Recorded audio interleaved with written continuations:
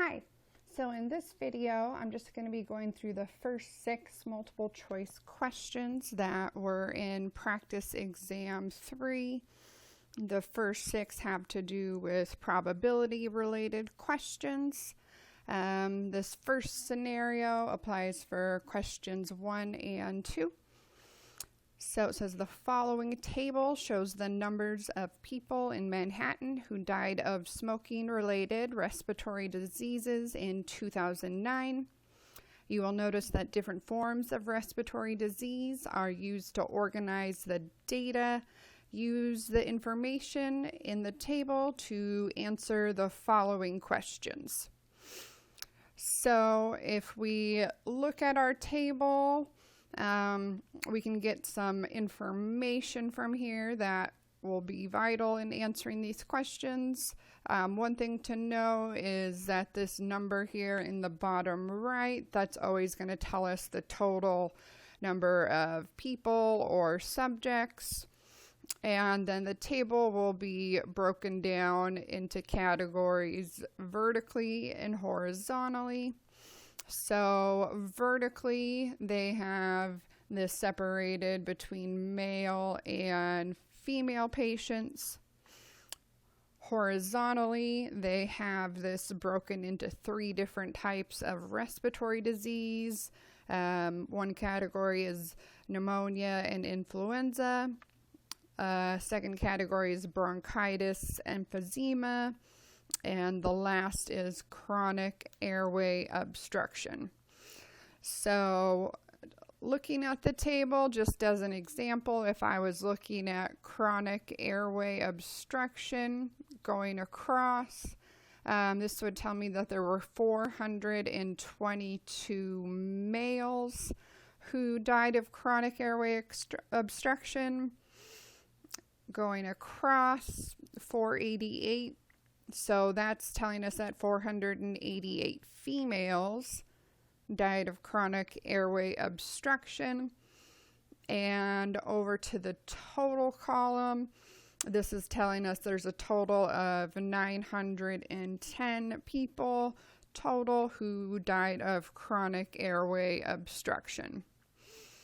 We can also see by looking vertically, if I look in the male category at the very bottom, this is telling me that there were a total of 695 males in this study.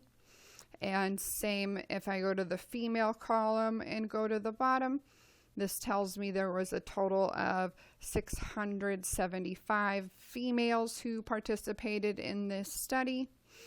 And those two values, 695 and 675, should always add up to our total here.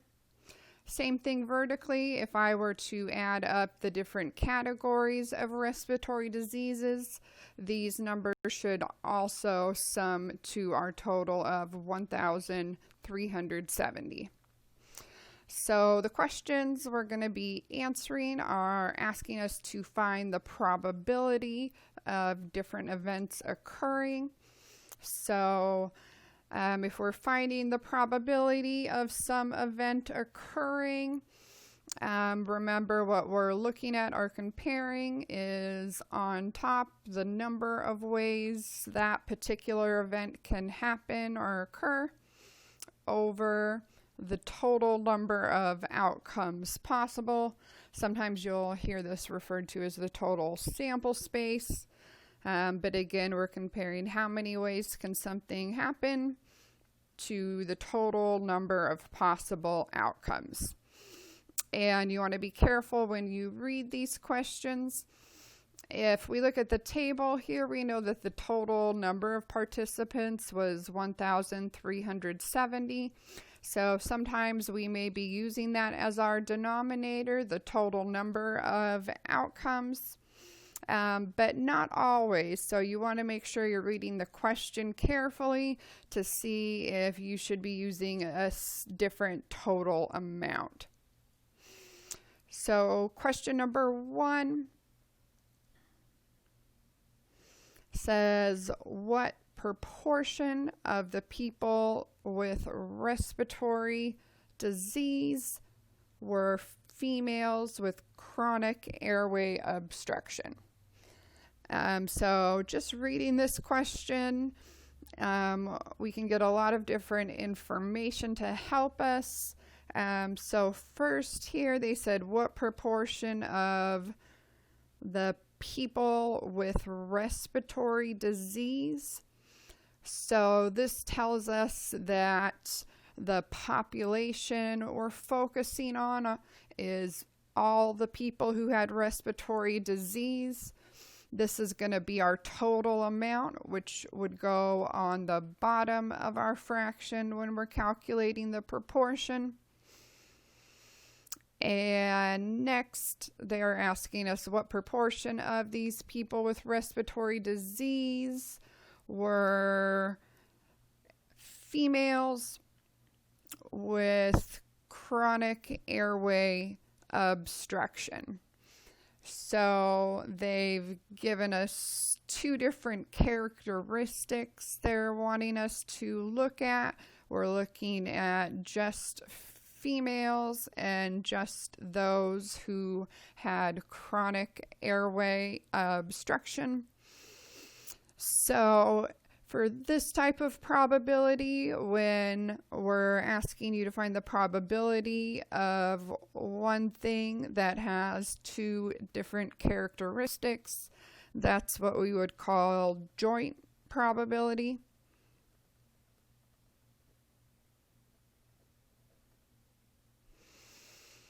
So now I'm going to write out in probability notation what we're looking for. So I'm always going to start with a capital P for probability.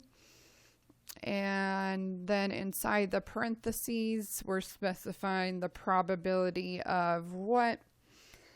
And again, this was a joint probability question, so we're listing both things that we're trying to find the probability of. So we're looking for what's the probability that people with respiratory disease were female and had chronic airway obstruction. I'm just going to abbreviate that CAO.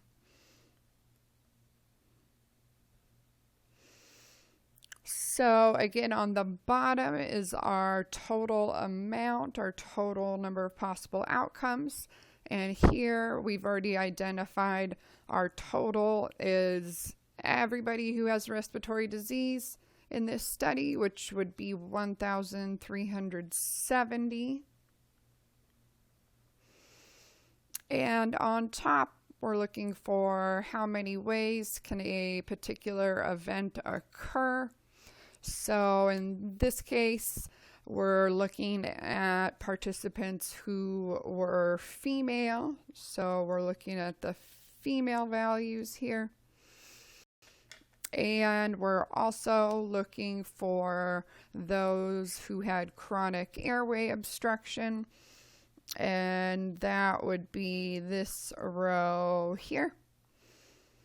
So if I'm looking for the number of patients who were both female and had chronic airway obstruction, that would be 488.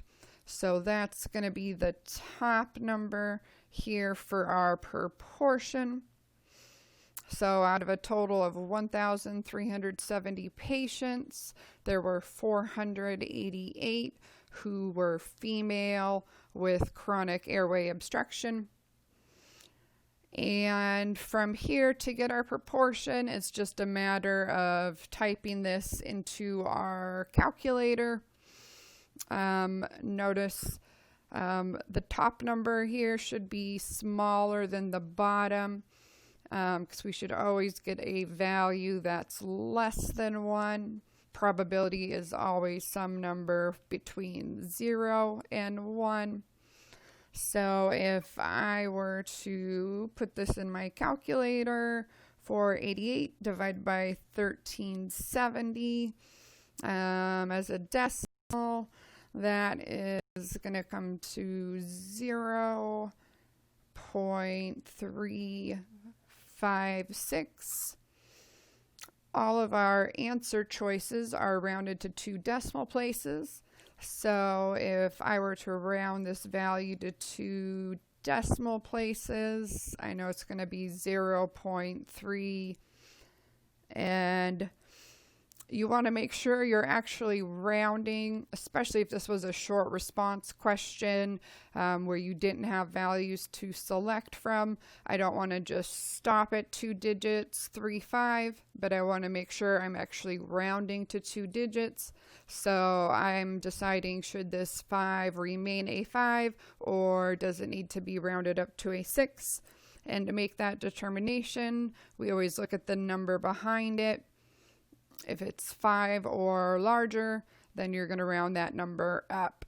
And that is the case here. We have a 6, so that 5 will be rounded up.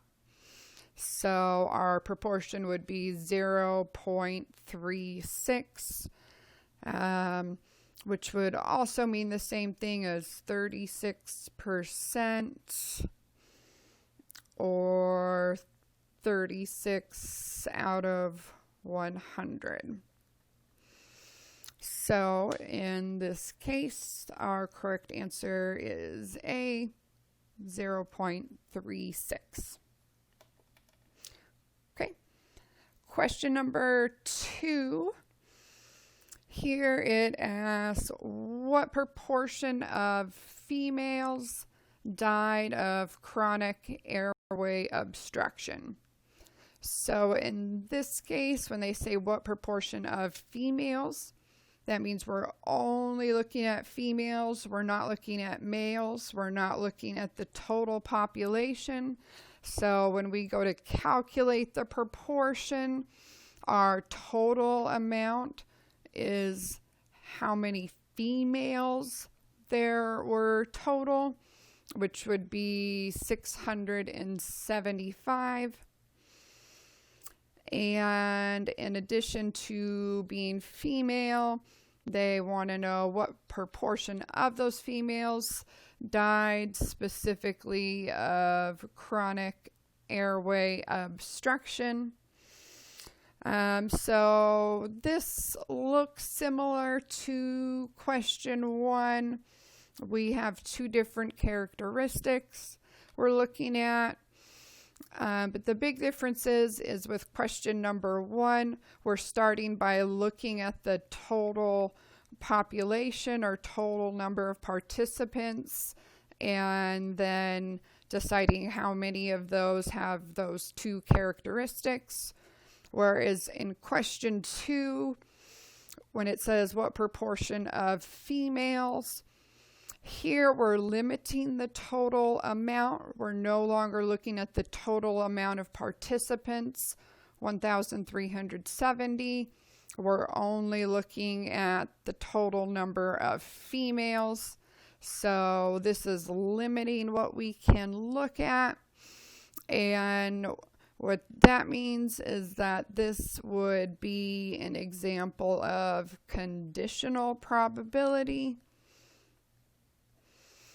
So instead of starting out with the total amount, they're giving us some sort of limiting factor. In this case, gender. We're only looking at females. So to write out the probability, remember for conditional probability, that's the probability where inside the parentheses you have that vertical bar separating, and that vertical bar in words is basically given that. So here I'm trying to find what is the probability that somebody died from chronic airway obstruction given that they were female. So probability that a person died of chronic airway obstruction given that they were a female.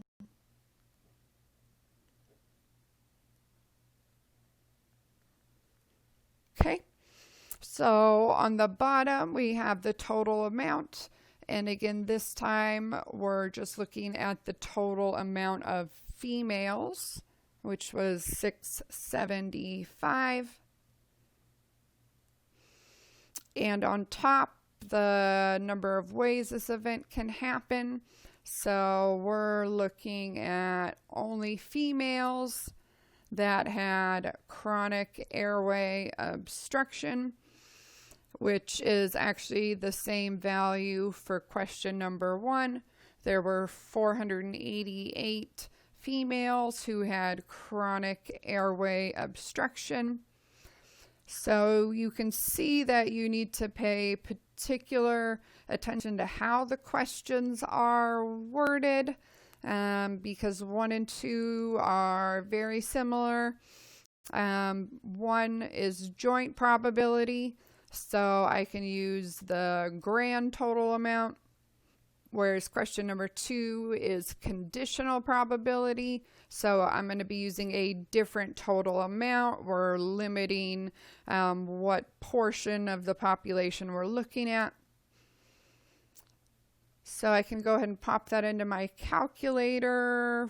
488 divided by 675, and I'd get 0.72296. It keeps going.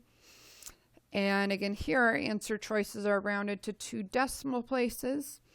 So if I were to round this to 2 decimal places, it's going to be 0.7, and the second digit 2 will remain a 2. We will not round it up. So on question number 2, the correct answer would be D, 0.72. Okay. So the next scenario, we'll be using this for questions 3 through 6.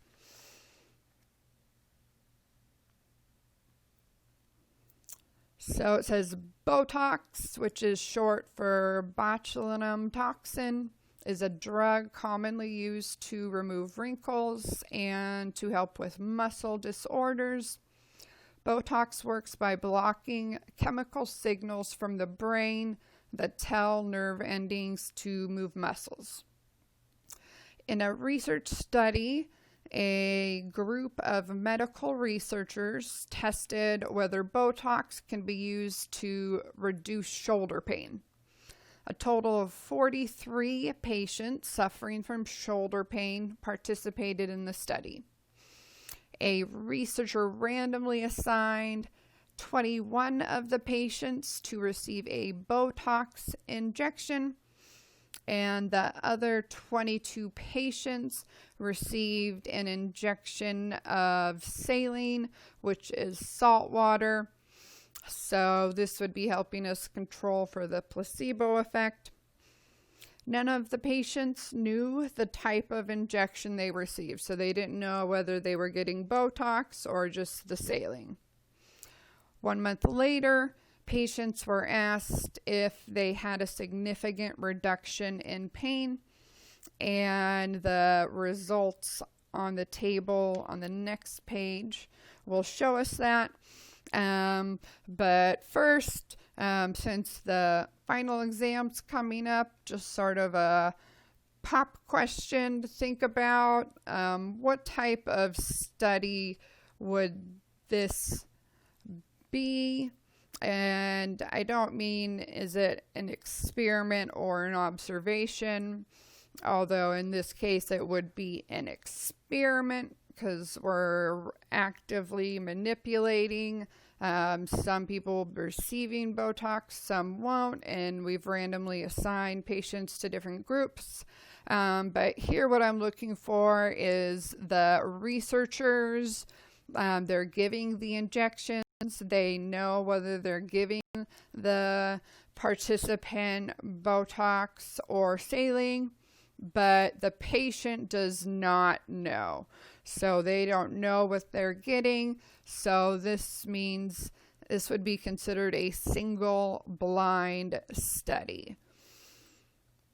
So the researchers know, but not the participants.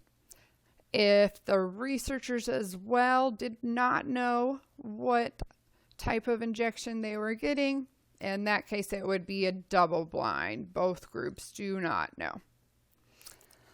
So anyhow, to the questions in the data table for questions number 3.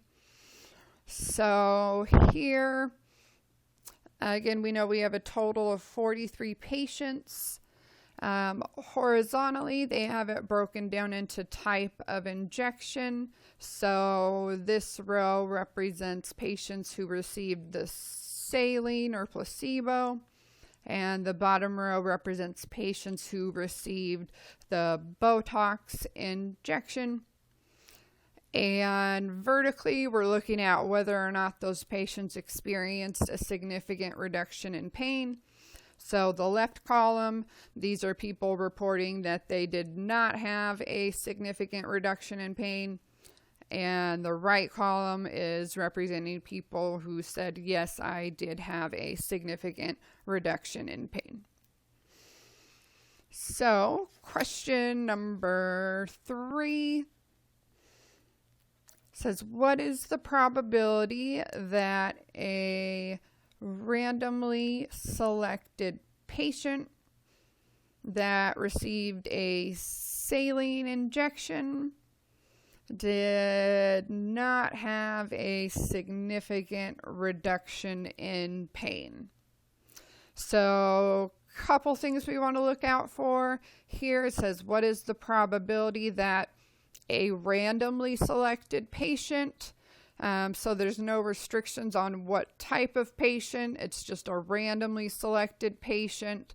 So that means our total, which will go on the bottom of our proportion, is the entire population, which would be 43. Of that total population, we're looking for 2 specific characteristics. Those that had both a saline injection and said they did not have a significant reduction in pain. So again, this would be an example of joint probability. We're starting with the total population, and we're looking for those in the population possessing 2 specific characteristics. So in this case, the first characteristic we're looking for is that they received a saline injection.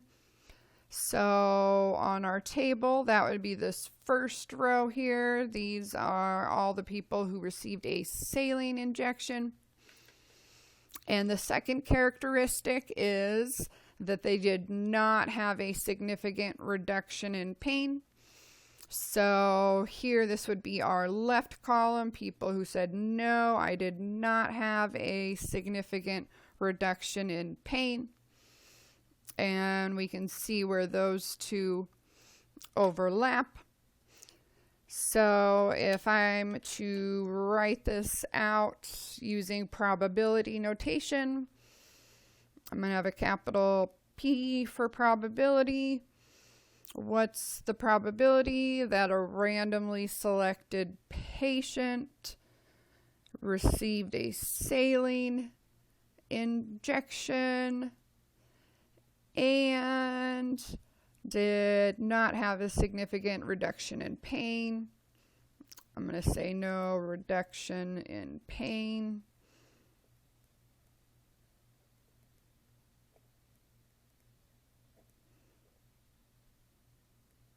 Okay, so the probability that a randomly selected patient received a saline injection and reported no reduction in pain. So again, on the bottom is our total amount, which we already said included all of the participants. So there were a total of 43. On top, the number of ways we can have our two characteristics, saline reduction and no reduction in pain, which we already said would be 20. And again, from here, it's just a matter of typing this into the calculator. So 20 divided by 43. And that's going to get me 0.465. And again, here our answer choices are being rounded to 2 decimal places. So I'm going to have 0.4 and then this 6 here, because it has a number 5 or greater behind it, will get rounded up to a 7. So the correct answer for question number 3 would be answer A, 0.47. Okay.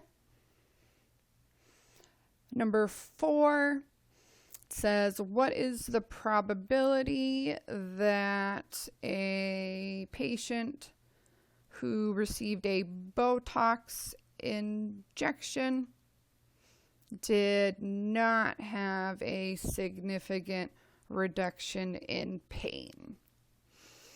So in this case, it doesn't ask us what's the probability that a randomly selected patient had something, but what's the probability that a patient who received a Botox injection?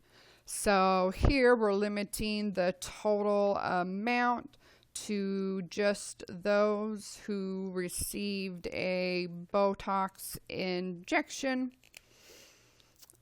which on the table, I'd be looking at the second row here. That's going to be representing the patients that had a Botox injection.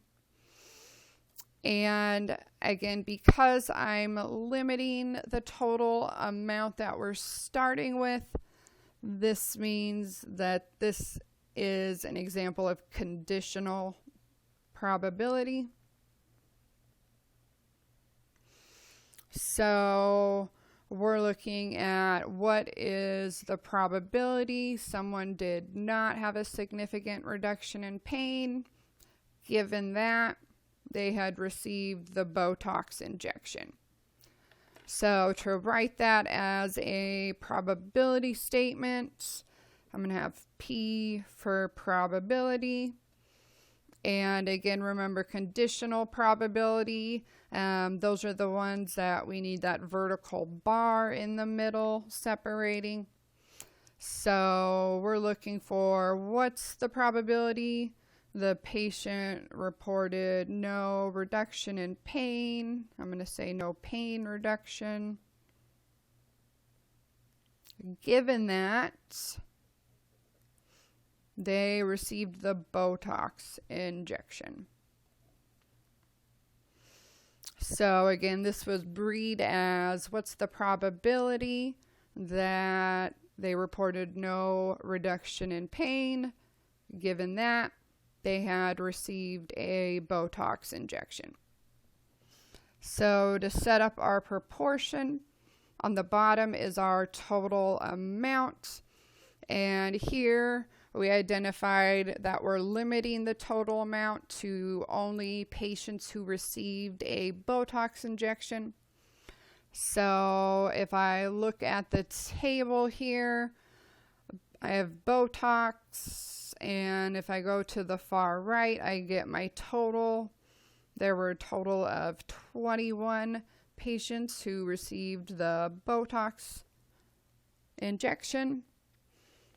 And on top now, we're looking at who received a Botox injection and then also said, no, I did not have a significant reduction in pain. And that would be this amount right here, 13. So these are people who received Botox and said, no, I did not have a significant reduction in pain. So I'd have, 13 over 21. And again, I can just type that in the calculator, 13 divided by 21, which would be 0.619. And again, we'll go ahead and round that to 2 decimal places. So 0.6, and that one should round up to a 2 because of the 9 behind it. So for question number 4, the correct answer is C, 0.62. Okay. Question number 5 says measures of which group were more likely to report a significant reduction in pain. And we're given 3 options. The group that received the saline injections, the group that received the Botox injections, or both groups were equally likely to report a significant reduction in pain. So if I'm trying to find out members of which group were more likely to report a significant reduction in pain, I'm going to go ahead and start by determining what are those proportions. What proportion of those given a saline injection reported a significant reduction in pain, and those who had a Botox injection, of those who were more likely to receive a significant reduction in pain. So both of those would be examples of conditional probability. We're limiting the starting population.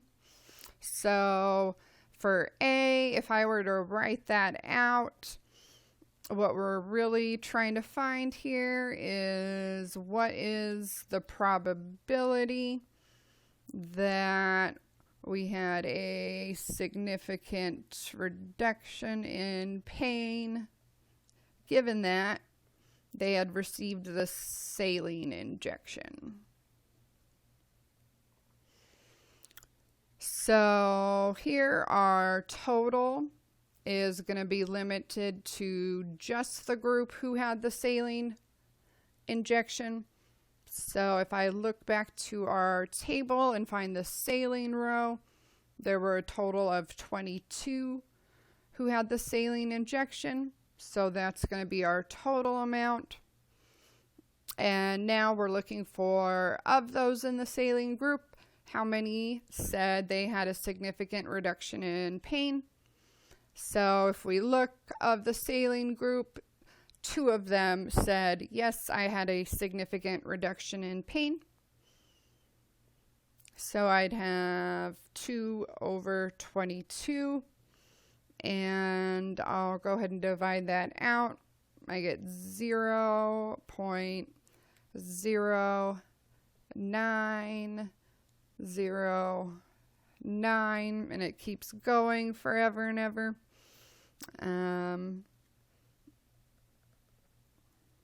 So now we want to compare that to the group that received the Botox injection. So again, we're looking at conditional probability here because we're not starting by looking at the total number of patients, but we're limiting our total we're starting with to just the group who received the Botox injection.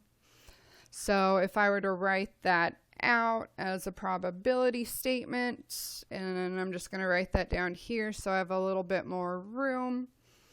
In this case, we're looking at what is the probability that the patient reported a significant reduction in pain, given that they had received the Botox injection. And here, this is actually exactly what we had calculated in question number 4.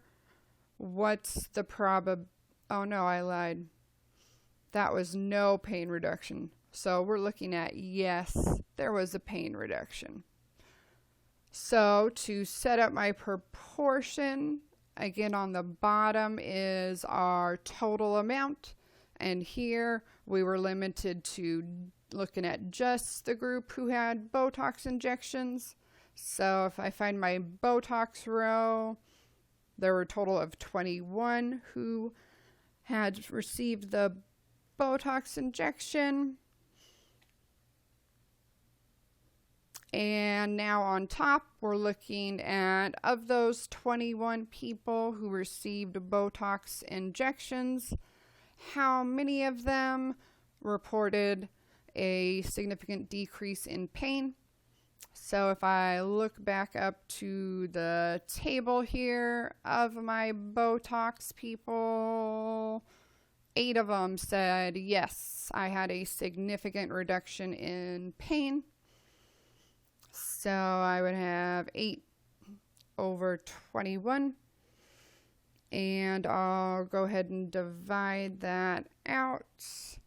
And I get 0.38095. Keeps going forever and ever. But we now have enough information to determine which group was more likely to report a significant reduction in pain. So our saline group had a significant reduction of pain of 0.09. And for the group that received the Botox, their proportion was 0.38, which is greater than 0.09. So that tells us that the group that received the Botox injection were more likely to report a significant reduction in pain, which means B for Botox is our correct answer.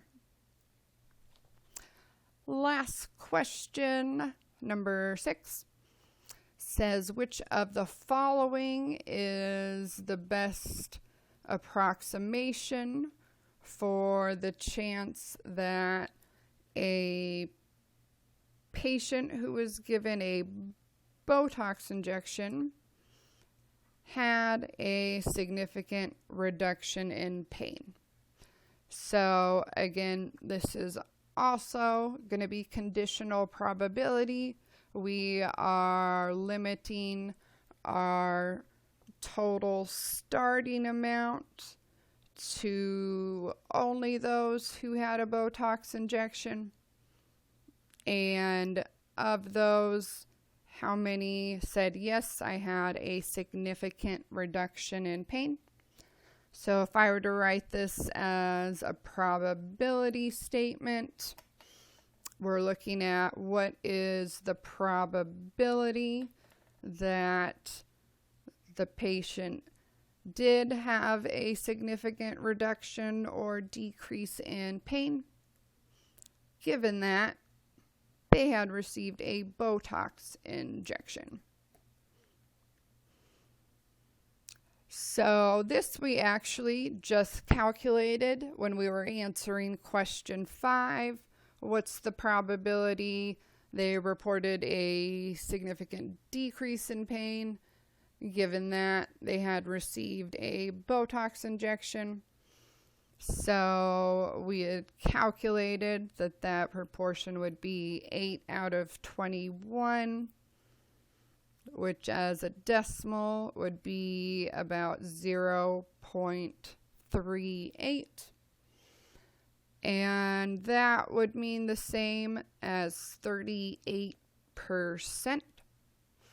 So for number 6, our answer choices are a little different. The previous questions had the answer choices in decimal form. For 6, they're asking about how many out of 100.